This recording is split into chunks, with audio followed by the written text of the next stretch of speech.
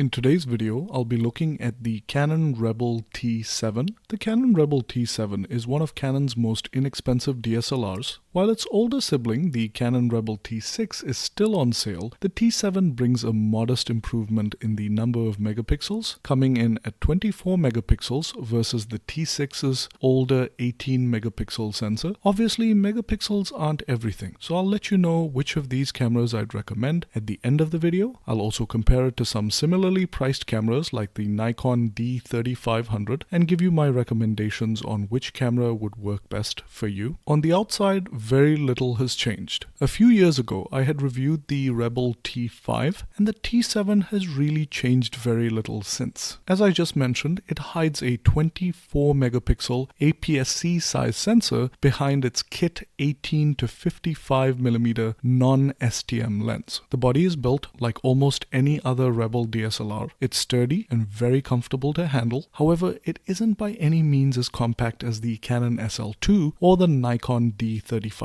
However, it isn't unusually bulky or heavy either. The buttons on the camera are also laid out like any other Rebel camera, with the shutter button, the mode dial, the on-off button, and the adjuster dials on top. The only notable difference is the flash button, which is now on the top face. There's also a really useful hot shoe on the top face, and Canon's standard pop-up flash. The rear face also has very few surprises, and little seems to have changed on the Canon T7. Everything is exactly where you'd expect to find it. The 3-inch non-touch LCD doesn't flip or articulate, but is decent enough to view pictures and change menu settings. The menus are also standard Canon menus that are pretty easy to navigate. Autofocus using the screen, though, is a whole different story. More about that in a minute. The battery and SD card are in this compartment on the bottom, as is the case with a lot of cheaper DSLRs. Rather pleasantly, Canon provides a standalone battery charger to charge the battery. That way you can buy replacements and swap the battery out while your depleted battery charges up. And as expected, the T7 can also mount to a tripod if needed. When I tested the Rebel T5 a few years ago, I found the autofocus in live view mode to be painfully slow, and sadly, that hasn't changed much on the T7. The autofocus is unusually slow and often inaccurate when you use the screen to autofocus. And this isn't really unique to the Canon T7. Several entry-level DSLRs struggle with autofocus in the live view mode, as I found in my review of the Nikon D3500.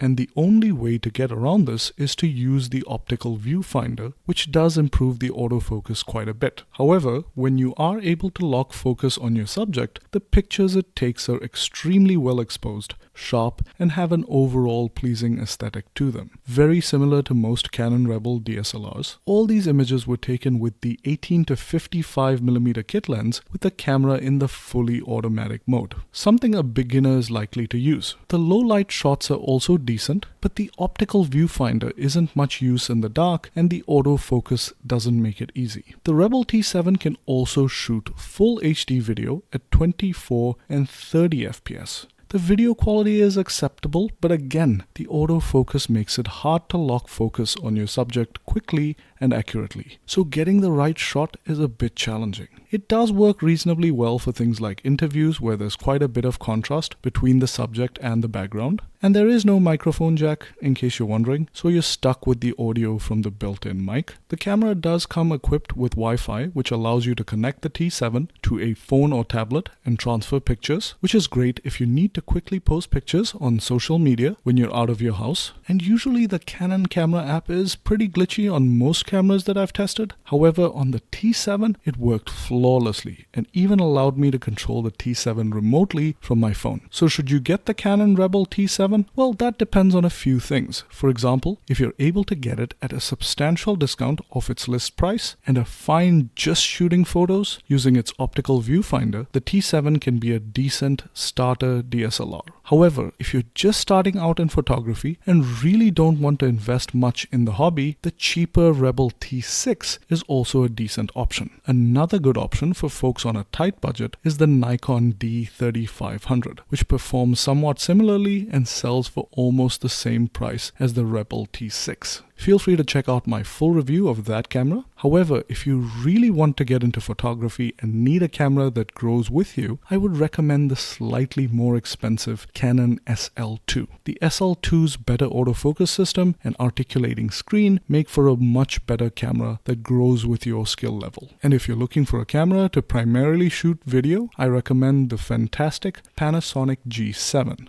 I'll leave links to all these cameras right below the video in case you're looking to buy one. Hope this video was useful. If it was, please hit that like button and subscribe for more reviews, unboxings, and how-to videos. Thanks for watching and see you next time.